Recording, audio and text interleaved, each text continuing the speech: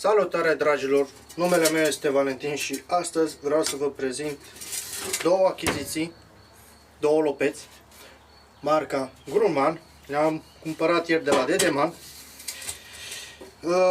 pe hârleț și pe lopată, normal cazma, dar la noi în Ardeal se spune hârleț. Pe bucată am dat vreo 68 de lei. 68 de lei.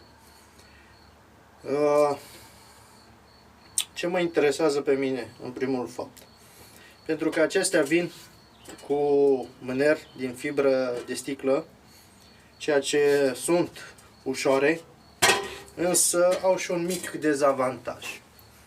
Astăzi am săpat un pic în grădină și ce să vezi, hârlețul mi s-a rupt, aproape mi s-a rupt, s-a rupt o bucată de lemn de la capăt.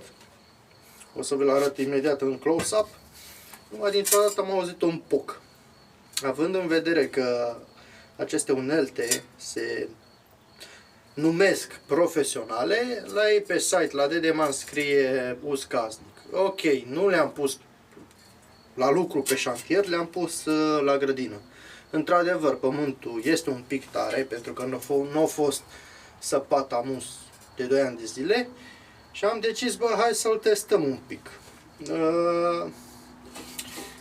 Îs un pic dezamăgit, mai ales că de atâția mari de bani pe o lopată, într-adevăr, sunt unele și mai scumpe, cu mâner special, însă, bă, la banii ăștia nu zic că s-au meritat.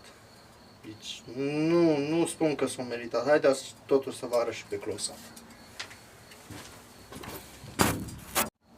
Bun, aici avem hârlețul, sau cum îi spune aici, cazma profesională, coadă fibră de sticlă, nu știu, nu cred că fibră de carbon. Dacă vă interesează și codul, e un S597L. Ce să zic,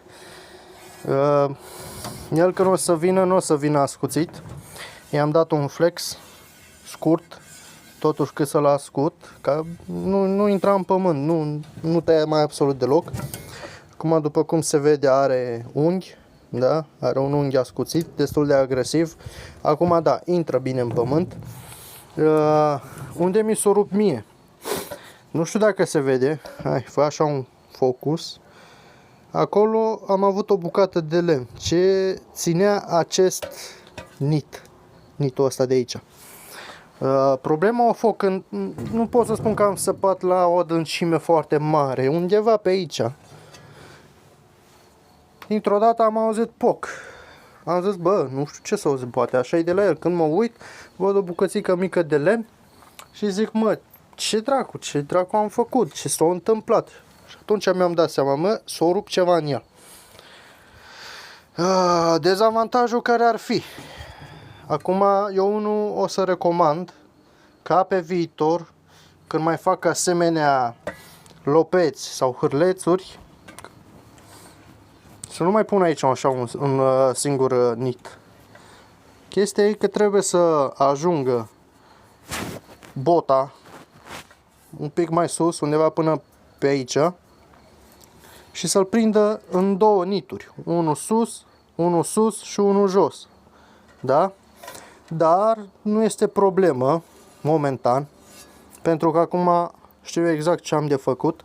O să dau jos nitul ăsta cu flexul, o să încerc să văd, să aduc mânerul un pic mai sus, în zona asta, sau un pic mai jos, și o să-i fac încă o a doua gaură, sau poate chiar o a treia, una sus și una jos, și o să le prind cu șurub și cu piuliță. Și să vedem după aia dacă l-am reparat oarecum. I-am dat așa un mic upgrade. În rest, bă, să știți că nu este rea. Se poate lucra și fără mânuși, pentru că are astea de, nu plastic, un fel de spumă, cauciuc, nu știu cum se spun, la mâner, deci nu faci bătături cum am eu, la mâini. Și eventual, în caz că l-ai uitat afară și plouă peste el, nu o să ruginească. pentru că el este vopsit. O să-i dau acolo o mică mână de vopsea. Și având în vedere că e din fibră de sticlă mânerul, nu o să crape ca la lemn. Odată ce s-o udat, după aia s-o uscat, începe să crape și după aia poți să-ți iei adio. Da, după recomandarea mea, cred că v-aș recomanda să vă luați pe mâneri de lemn, e mai sigur. În caz că se rupe, tăiați de la capăt, se bagă înapoi. La asta nu știu, o să văd cum o să mă pot chinui, însă la lopată încă n-am pus-o la lucru serios. E o lopată, nu pot să fac cu el, numai să car cu el. Nisip, pământ, ce ai de lucru, însă cu hârlețul știți foarte bine că cea mai mare presiune se exercită aici, la îmbinare. Așa că o să mă apuc un pic de treabă, să-l tihnesc.